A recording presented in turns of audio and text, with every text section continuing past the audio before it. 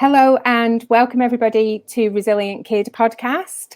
We're really happy to have you here today. You're with me, Ashley Costello, psychotherapist of over 20 years. And as most of you know who already listen to the podcast, I specialise with children and adolescents all over the world. Today, I have a absolutely lovely guest, and I have been really waiting for this opportunity to interview Lisa. I've watched her children just blossom over the last kind of 18 months, 2 years, when she's made a decision to homeschool. And I don't homeschool, absolutely fascinated by homeschooling. As I run my own business, Lisa does too. And so I really wanted to find out how she does it, how it works for her girls, and how it works for her family as well. Lisa, welcome. Now, let me just tell you a little bit about Lisa before I get her to chit chat to us. So Lisa Barry is a mum of 3 beautiful, smart and witty girls.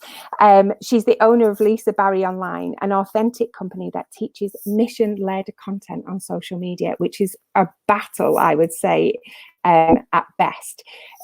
Hi, Lisa. How are you? I'm very well, thank you. Thank you so much for inviting me.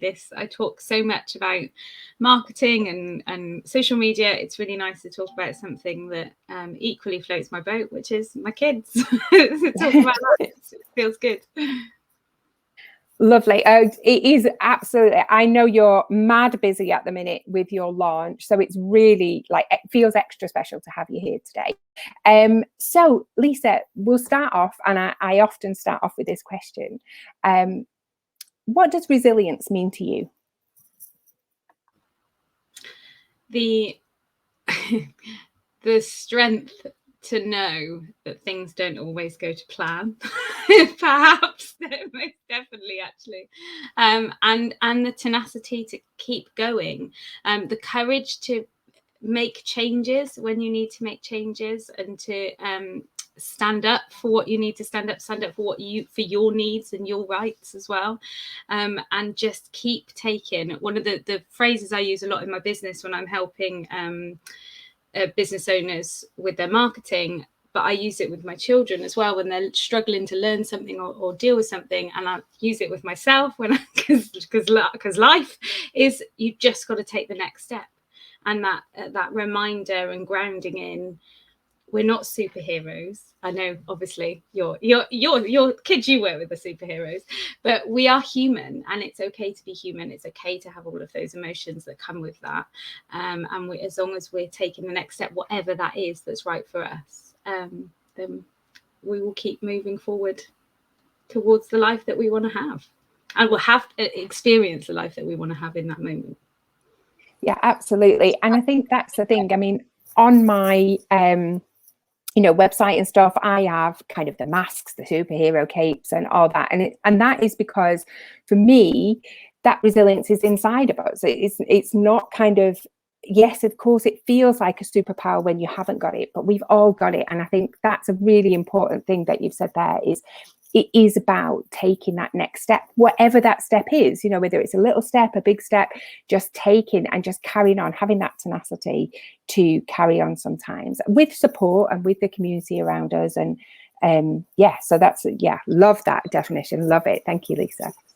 Sometimes the next step as well, I think it's worth saying, we have a culture around us of busy being busy, getting a busy badge, pushing ourselves forward, hustling.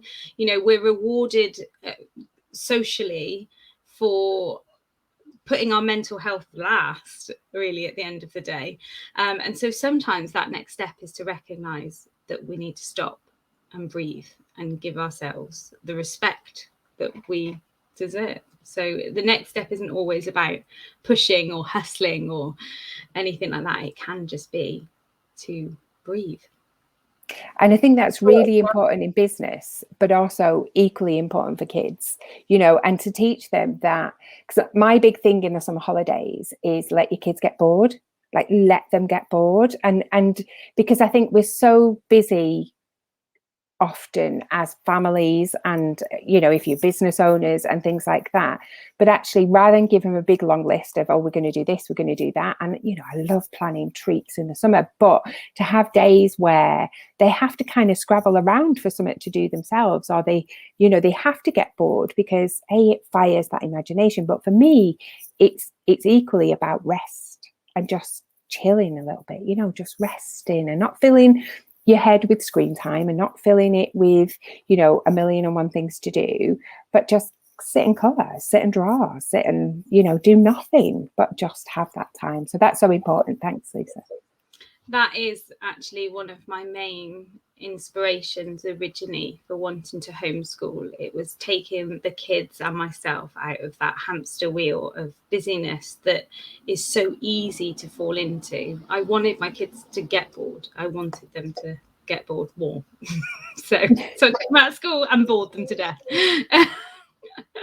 So tell us a little bit about that, kind of what made you, I know you've just mentioned a little bit there about one of the decisions in homeschooling, but you and Nick, what did you make that decision as a family, as a couple? Like what just kind of was the turning point where you thought, hold on, something needs to change here? Well, I used to be a teacher, and like a lot of homeschoolers, I used to be a teacher, and I don't use my teaching skills at all. I've had to unlearn my teaching skills, what I learned at teacher training. But what I recognised and why I left teaching was because I was a broken teacher in a broken system, and I felt there was so much that was flawed with it. I couldn't operate within that. I couldn't be like, I thought I could be the hero that saved the day. And I just didn't have the experience because I was so young, the knowledge, the resilience. I didn't have the resilience. I didn't have the confidence when actually faced up against some pretty mighty systematic failures. And when I had my own children and they went into school, I remember it wasn't an option financially, physically. I was working, my husband was working, it wasn't an option. And then when I started my own business, I was working so many hours that they would have just been sat there with an iPad. Wouldn't have been helpful. It wouldn't have been education at all. It wasn't a choice. And when my eldest went to school, one of the things that really was like, I need to make this a goal of mine. I need to get to a point in my business where homeschooling can be a choice. I didn't know if they wanted to do it. Nick wasn't on board at the time. When I said it to him, he was like, no, that's weird. But the thing that really made me say, I need to have this as a choice. Whether or not we do it, I don't know. Whether or not we do it forever, I don't know. But I need it to be a choice. Was when my daughter, who was 4 at the time, wouldn't take, she was very good and used to spend all weekend practicing remote control car racing with my husband, and she wouldn't take her cars in because she said the children would bully her because it was a boy's toy. And it was just, the system's broken enough, but the expectations on young children and young people and the way that they are molded to conform into it's dangerous, and it's destructive, and it doesn't help she was taught at that age to not be herself so she could fit in. That was the reality of what that was. We can talk about gender norms and things like that, but in different ways it happens to all children, where they are taught to conform and not be themselves. They're taught to not trust their instincts. They're taught to be spoon-fed information so they can jump through hoops. And I know this, of course, from the inside. So that what she said then meant more to me than just she didn't want to take a remote control car. It was like this massive punch to my gut that I just felt I needed to give her the choice to get out. She loved school at that point. She absolutely loved it. So if I'd have said leave, she'd have hated it. She would have wanted to stay. So it was all about choice. And so that's what I then set as my goal. And eventually, as my husband then experienced school more, and he started to realize what was going on and saw how destructive it can be. My middle child suffers from massive anxiety and was saying some very scary things about how she felt about life and herself. And school felt like this massive trigger. I now know that anxiety that's something that she has to deal with. It's not school's fault, but school certainly, because she masked for school, and she would, she'd show up, she'd be fine, she'd come home and explode. With everything she'd be holding in, it created a very unbalanced and unhealthy home life as well. So the fallout from school. And I remember a few years later, that same daughter who couldn't I remember her telling me when she couldn't do her spellings, she was about 8 at this point, and she said, and she was crying, and she said, "Mum, my brain feels like a broken computer." And it was like the word she was spelling, I was struggling to spell, and I write for a living, and she was like 8. Like, the expectations they put on children is so high and so inappropriate. Like, when I was teaching, the things that I was teaching to the things that the children are now doing, that were then doing in their SATs, year 8s were doing when I was teaching. So they've brought down all these, they've made the bar higher. Oh, too many children are passing their exams, they're doing too well, let's make the bar higher, make them jump higher. And still the funding isn't there for the mental health support for that. There is some, but it's just touching the surface. For the creative arts, all of those things, that giving children the chance to problem solve and not just jump through hoops. I know you asked one question and I just went off on a round tangent then. No, not at all. I'll just for our listeners, we've got a bit of feedback. So you're used to me going, oh, and having all the reactions. And I'm really trying not to while Lisa's talking, because we're getting a little bit of feedback. So we're kind of both trying to go on mute so that you don't hear the feedback. Hence why, when you first talked about your eldest being 4 and going in and having, the phrases like bullying, and because it's a boy's toy, like, I mean, most people know my TEDx talk is education broken? And actually that was a mistake by the lovely Catherine Sandland, who was our host, because my topic was education is broken, and she just wrote it down wrong. But and I'm very passionate about this, because I think, yes, you're absolutely right, Lisa. I think we've seen that today when A-level results, because they've been teacher assessed, are absolutely huge, and the universities are going, oh, but there's too many people that oversubscribed. So, these kids are doing really well. And it's not because, let me tell you, I have been in for mock exams and stuff lately. It is not because these teachers are going, oh, I'll make our subject area look good. They are really stringently trying to mark these kids down, not on purpose, but so that we don't get this. But actually, when we take formal exams away and just assess the kids on the work that they've done, and bearing in mind there's some kids who did mocks and did shocking, and that was because a lot of kids don't revise for mocks. And so for me, when we assess the kids at where they're at, they still do amazingly well. So why are we constantly raising this bar for them? Why are we constantly putting the pressure on teachers? And why do we get the kids to conform? And because that's what we're doing all the time, is they still talk about boys' toys and girls' toys in school, and it's shocking. It is absolutely shocking. For life it's shocking, let alone this. For me, feels our system is very stringent, and because we have people coming from abroad to go to university here, and that our education is seen as esteem, it feels like we can't fix it. But actually, if COVID has given us anything, surely it's given us a chance to change the way that we educate our kids, for sure. I would love to share that hope. I think the problem is, I mean, the recent suggestion that children should be learning Latin does, from the education minister, does go to show how out of touch the people who are in charge of the systems are. and how they've not listened. So we need, the one thing is a phrase that I love at the moment, which is the system isn't broken, it was made that way.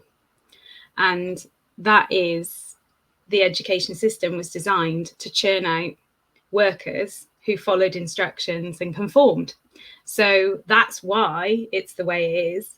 And it requires a radical change of thought.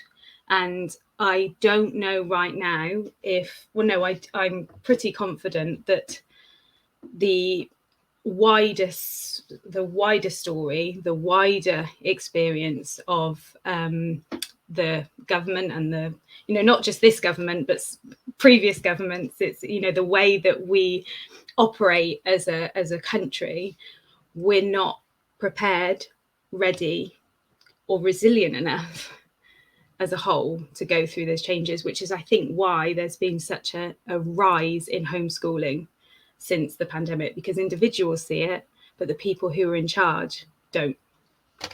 And I think you're right. And we will move on in a second to homeschooling, because Lisa and I could talk politics all day.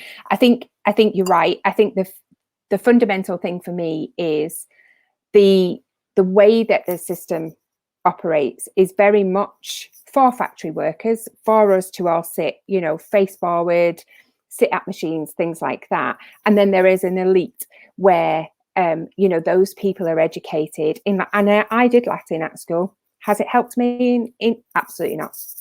Nothing.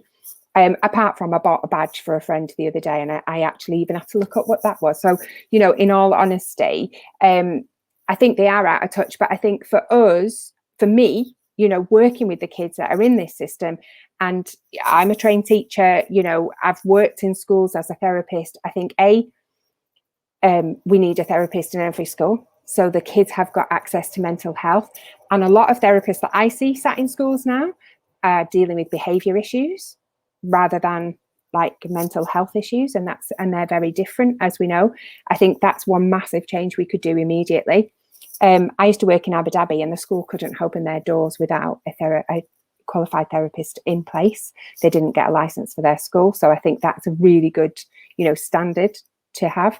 And I think the other thing is, I don't think education is the only one, but I do think that ministers who are making these decisions in education, I feel that post in our government is a stepping stone to wherever they want to get, not because they want to be there, not because that's their destination, they want to make changes in education.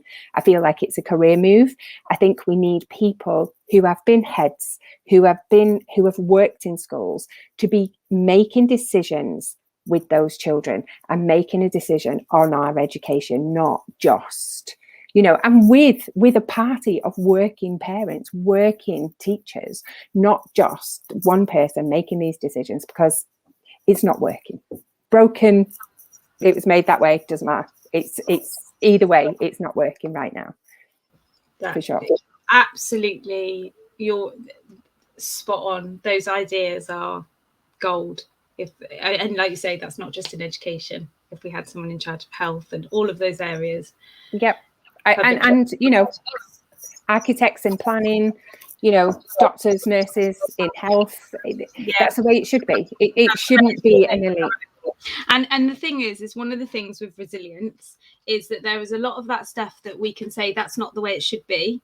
But here we are operating and living and existing within those systems, and some of it we can change and we can campaign for and we can speak out for, and some of it it's just not in our control. So we have to what's that old phrase, having the tenacity to change what you can change and the wisdom to know what you can't. That's not the exact phrase, but that's coming to mind here. And just we can only, I have to look at my kids and say, I'm doing the very best for you. And what that looks like for each family is very different. And we're facing a change in circumstances too, which I will come on to in a moment. But we, as parents and carers of young people, all we can do is our very best and work towards building their resilience so they can help to continue to help break down the system and create a new, better way of communicating with our children. Absolutely. So tell us, what does it look like for you, Lisa? What does homeschooling look like on a daily basis? I know you guys are lucky enough, you work for yourselves, you work hard, and you work from home, so you're around for the girls. But like, how practically does this work? Well, I think it's worth saying that for a start, it's not how we imagined, but not due to the fact that because of COVID, we were actually supposed to go travelling. That was the plan, and we got rid of everything. We'd moved into a static caravan that was going to be our UK base, and we were ready to go travelling. And this was April 2020. So that didn't happen. And I know I know world schoolers who are still managing to do it, but we haven't felt safe. So we made the decision not to do that and to put that indefinitely on hold, that concept.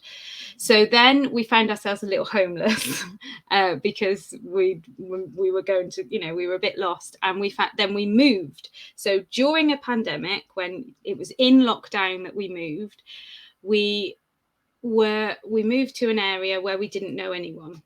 So what it looks like to us is not how we envisaged it, and it's not how I would wanted to homeschool.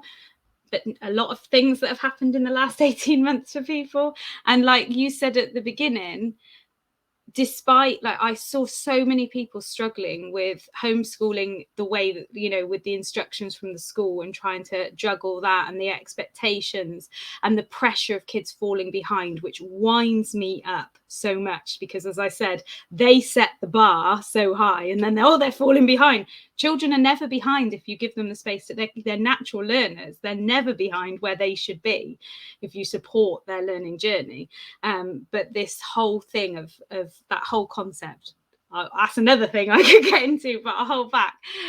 So what it looks like for us, it, as I said, is different. But one of the things that we did for the two older ones, was we signed them up to an online school that school is probably the wrong word really, but you have unlimited amount of clubs that you can do, so that they can choose how many they do. And it's everything from traditional subjects like English, maths, history, to coding and art. And there's one where there's a start a business one. There's all different types. There's a lot, and they're very forward thinking, and it's all about what do children need to know for the world tomorrow, as opposed to, when you're trying to push Latin back in schools, you're thinking of a different world, where this online school Galileo looks at how what do children need to know in the world today, and what do they want to learn, and what will encourage it. And the idea of Galileo, and the reason I loved Galileo, is because it's based on self-directed learning. So some people would also use terms like unschooling. So when I say homeschool, people imagine what they were having to do in lockdown, which is, here's the work we have to do today. Whereas unschooling and self-directed learning it's quite hard, actually, even though I totally believe in it, but to let go and to trust. And like my 6-year-old would go through phases where she'd be like hammering through like workbooks, wanting me to buy new workbooks, or making her own books.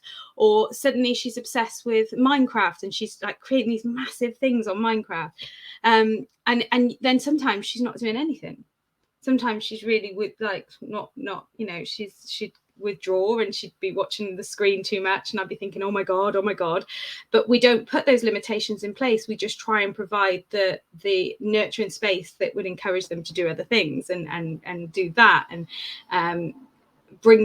give them choices, and listening to what they need, and listening to what lights them up, paying attention. I know my kids now more than I ever knew them, and I think they know themselves more, because they're being encouraged to listen to themselves, to understand how they learn, to understand what they want from their learning experience, and put meaning to the learning as well. So what it looks like over the last 18 months has changed so much, depending on what clubs jobs the kids are doing, what they're into at the time, what lockdown as we've been in, like that's made a big difference. You know, now we have started to go out and we've started to meet people, and you know, we've been really isolated and starved of that for a long time. So that's a big welcome change. And actually, because of that, I've come off Galileo for at the moment indefinitely, but not because it wasn't working, just because we needed to balance, you know, we just want to be with people right now and be wherever we can where there are people, and we didn't want time restrictions of, oh, I've got to be back because I've got coding at 7 or something like that. We just wanted that, it was just something we needed, something different in this moment. So I think a big part of what it looks like for us is ever changing, and it still never looked like as I imagined. But I'd love, you know, people often say that when they have a vision and they get, but I mean, that is genuinely because we couldn't do the things that we wanted to do, and we've been so restricted in it. So I've had to accept that the journey just, you know, hasn't been how I imagined, but have the resilience to make the best of it. And there are times when kids would be going to school and struggling, and you know, my kids we weren't involved in the sort of pandemic, the bubble issues and all those sort of things that other families were having to deal with. So we had some consistency. They had the consistency of their clubs, of we might change what we were doing, but it was based on what they wanted as opposed to outside things in control. So that I'm very pleased that we've been able to homeschool during that time, because I felt that we've been able to create a more stable environment than it would have been for us. And especially with my middle child that suffers from anxiety, it would have been really challenging for her to not know on a daily basis what was happening and try and meet the expectations of the schools while at home. We would have struggled a lot. Yeah, I think one of the things I wanted to pick up there, and I know I do some work with Lisa from my business, and one of the big things that you always talk about is listening to your instincts and stuff, and I'm massive for that for children. And often, you know, I have to say to parents, but what are they saying? Listen to what they're saying, because actually, yes, parents know their children, but actually children know themselves better than we give them credit for. And I'm a massive advocate of encouraging children to listen to their instincts. One, because as they hit the teenage years and, you know, everything in their DNA is pulling them away from us as parents, and pushing them towards their peer group, which is exactly how it should be, you know, listening to their own instincts gives them those choices when they're doing kind of, you know, unhealthy choices. So it gives them more of a confidence that actually, if some for new drugs and that's not your thing, then to listen to that instinct. And I think the earlier we get them to listen to that, the better it kind of helps them and kind of cushions them in teenage life. So I love that you're saying, you know, get them to listen to their own instincts. What kind of benefits do you think it's had for your girls having this time? I know it's been very unusual at the moment because of the pandemic, but kind of what benefits do you think you've seen in them since you decided to unschool? I think a massive part is confidence in what they are capable of, and what they can achieve. And being able to like start a project, and all of them, when they get into a project that's their choosing, when they get into a project, we don't call it, oh, we're going to do a project, but when they get into whatever it is that they're doing, they will spend hours and hours and hours doing it and achieve it to the standard they want to achieve it to, rather than it being like, oh, now we're doing this thing and it's all teacher led and we're making this and you do this and you do that. They've had the opportunity to take that learning into their own hands, and I believe and I hope that long term that will have an impact of giving them the confidence, because we learn all the way through life, and that's what I really wanted to communicate to them, that life is a learning journey, and that when we understand why we're learning something and we allow ourselves to to get fully in there, to jump in with both feet and embrace and enjoy and find the joy, just love learning, like to have that love of learning as opposed to it being spoon fed, is that independence as an individual, to say, I've got control of this, I can control this for myself. I couldn't be prouder of the things that they've achieved from that perspective. It may not tick any boxes for Ofsted, but it ticks my boxes.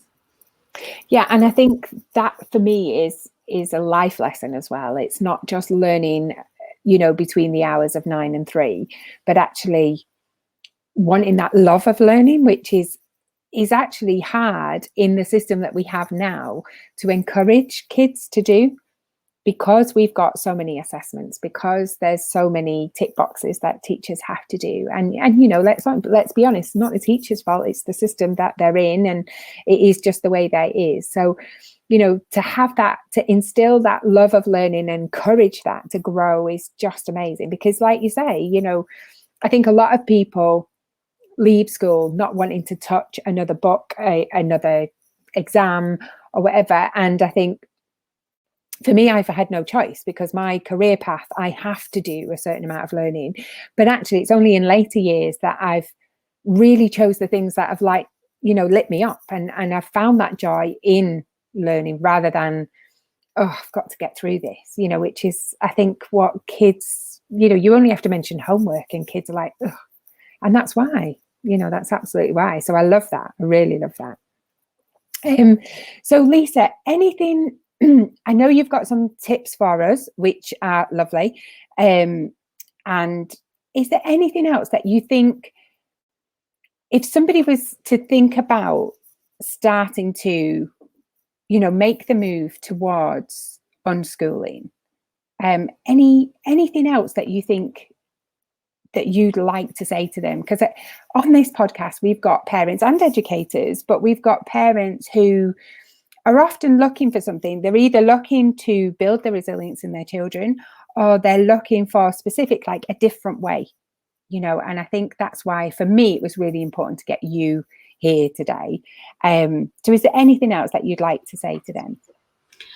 Well, I think you mentioned the tips that I had, and it's really funny because you when you initially asked for some tips to share, my initial reaction was about, how to homeschool. So I came up with these 3 things instantly that were like, this is what I'd want people to know. But then you came back and said, well, it's really about the parents. And I looked at those 3 things, and I think it's exactly the same, because homeschooling, unschooling is about a holistic approach.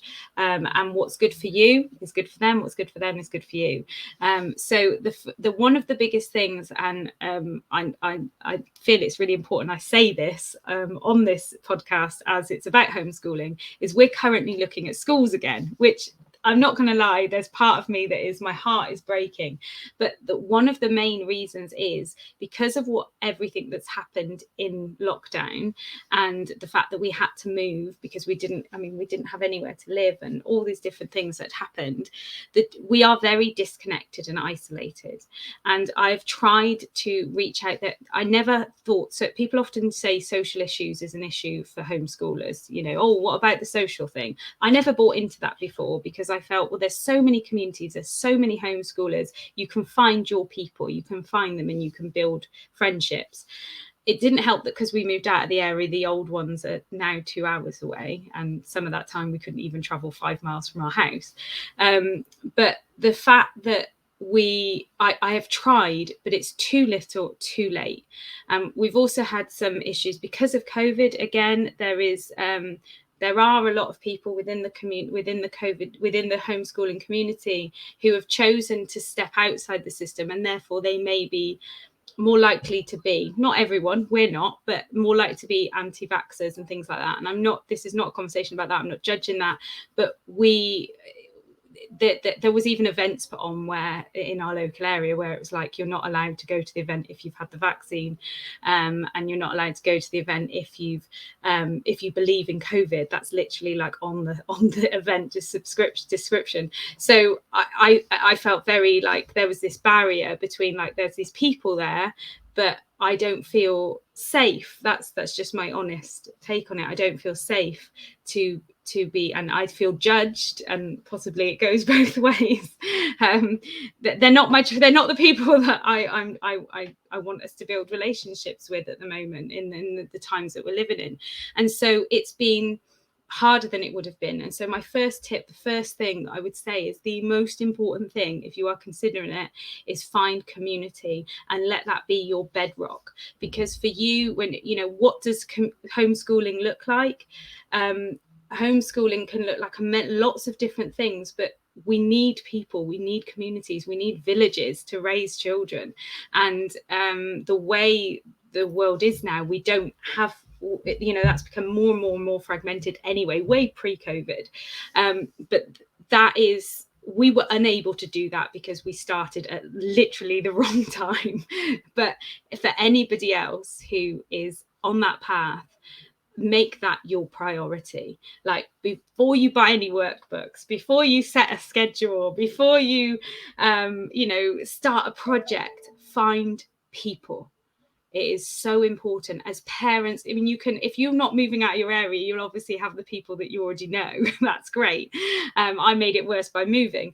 But if you are in your if even those people who, you know, finding those people who get homeschooling and get what you're doing, and so you can share that journey with them for your sake and for your children's journey, so they don't feel like they're not odd. There's loads of young people and children educating this way.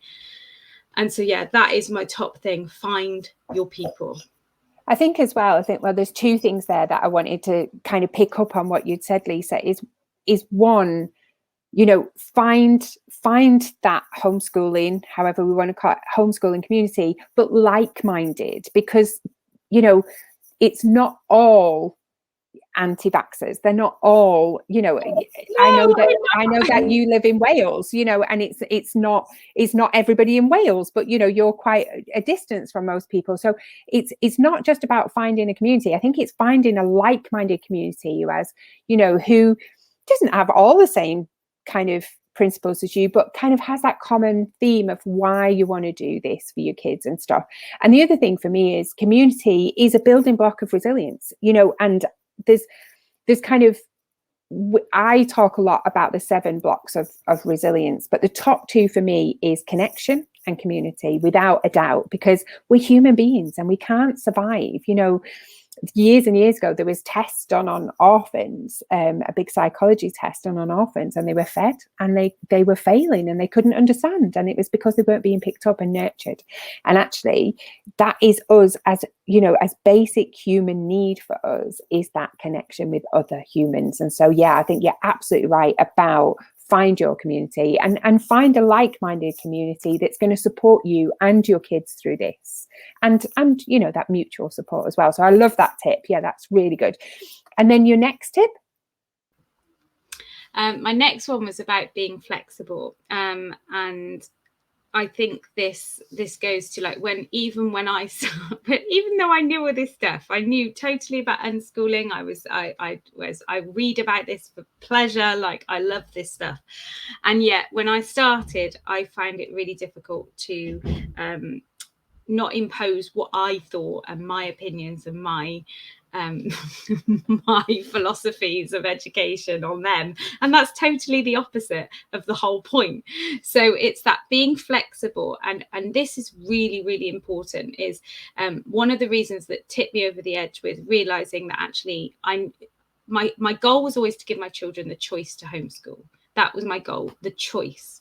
And I was reminded of that recently when my daughter said to me, when we were talking about the option of school, because she's just desperate for people. And I said, she said to me, but it's your dream, mummy. Your dream is to home educate us. And I was like, oh, whoa, hang on. This isn't supposed to be about me. This is about you. And if you want to do that, then I'm not going to stand. That's totally against what I wanted to start this for in the first place. It was always about choice. So that's when it was like, right, let's start looking at schools, because I am not. And I said to them, and I've said to all 3 of them, I think my eldest will probably, you know, I don't even know if she'll go. She'll be going into secondary school, and she just wants to know what it's like because she's not experienced it. But she keeps saying, you know, I'm going to miss out on this, and I'm not going to be able to do that. And I've said to her, you are in control. You make the choices. And you know, it's quite a lot to put on a kid. I recognize that, but I think it's really important that we give children the opportunity to and trust them to take control of their lives. And you know, you might not be in a position to do that with choosing homeschooling, because that might not be an option for you. But there are other things that we can give them autonomy over and control over, that we just take over because it's like that, you know, maybe our parents did it for us, or maybe that's what everyone around us does. And it's actually like, children know, like you said, we trust them. They know themselves a lot better than anyone, especially if we give them that opportunity to explore that more.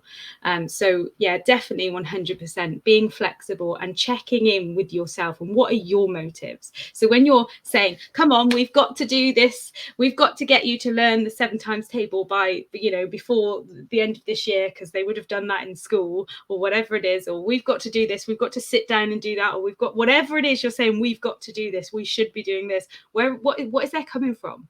What's the story behind that? Is that, why do you think that? Does you really need to do that? What is your child want you to do? What's motivating them? And so that flexibility, and that leads me to my third point, which was about listening, which I know I've covered. And I think if you have a community, you're prepared to be flexible, and you check in with your own motives with that, and make sure that you're putting them at the center of it, and you listen to yourself, to what they need, to what your family needs, and actually committing to that is what has spurred me on to look at schools again, because of the unprecedented circumstances, things haven't gone to plan, but they will still have a choice, and they will always have a choice to return home, and do what my dream was in the first place. But do you know what? It's funny, isn't it? And it's lovely that you had that dream. And the difference is you've given them that dream. They have been homeschooled. So no matter what, if they go to school and they decide to do half a term and they want to come back home, then awesome. They've tried it. They've seen what it is. I have said, sorry, Ashley. I have said that when they've decided, and we've decided on a school, if that's what they don't have until they're there on their first day. I'm not going to force anything. But when they've committed, I've said, you commit for the term, because Brilliant. Otherwise the first problem, it will be like, oh, I want to go home again, and it's like, and that's part of that is resilience, and part of that is recognizing that we can't just walk away from our problems all the time. We have to learn to stand up and face them. I don't necessarily agree with the fact, forcing. I wouldn't force them like, that's it, you made your decision, that's it, end of story, especially, as long as I wasn't if I'm in a position to homeschool them.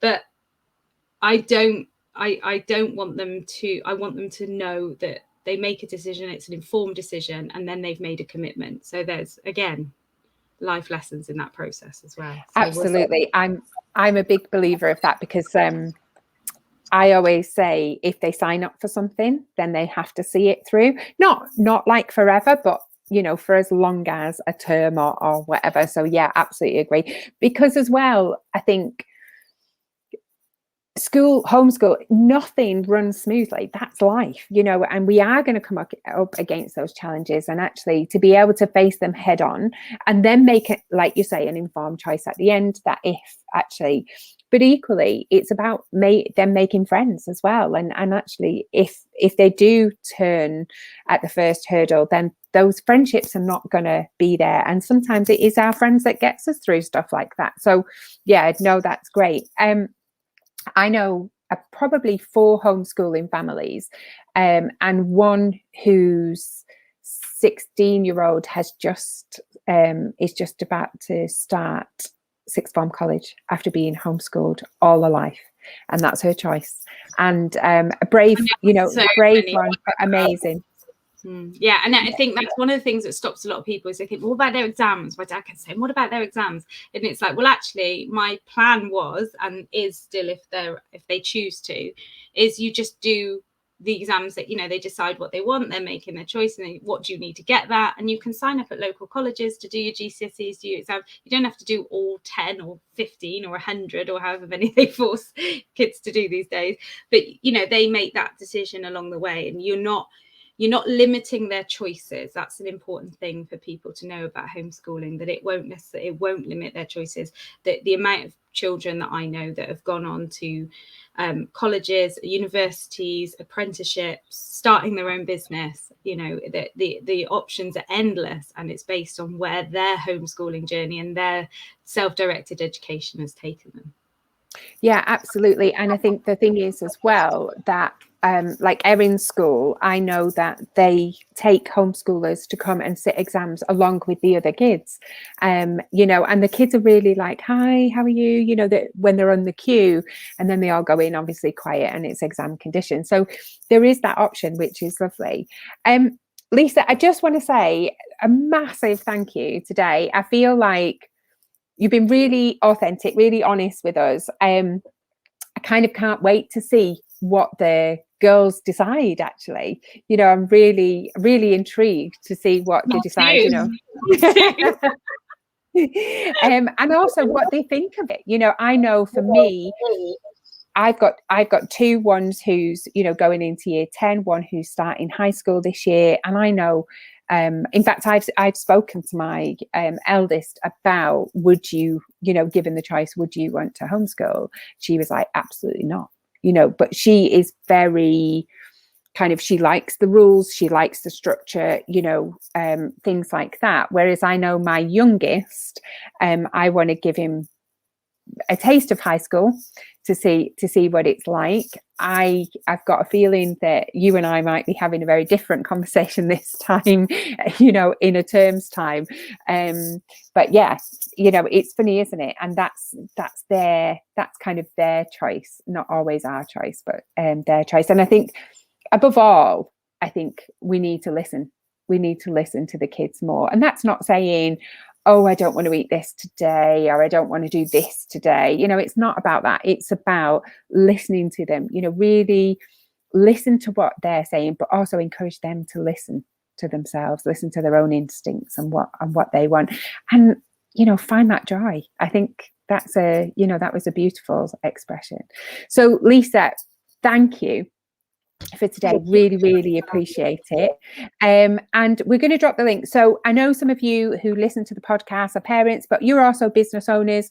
And I'm going to drop Lisa Barry Online links in the show notes so that you can check out Lisa's mission-led content. And what I would say to you is, if you have got your own business or you are promoting something, definitely check Lisa out, because not just having that mission-led content on your social media, but being authentic and not being spammy, is something for me has just helped me find my own voice, because I know what I do, but actually letting other people know what I do has been really difficult, and at least has helped me along the way. So I will drop her links in the show notes. It's a pleasure, Ashley, a real pleasure, both the helping and the doing this talk. So thank you. No, thank you. Take care, Lisa, and we'll see you all again soon. Bye. Bye.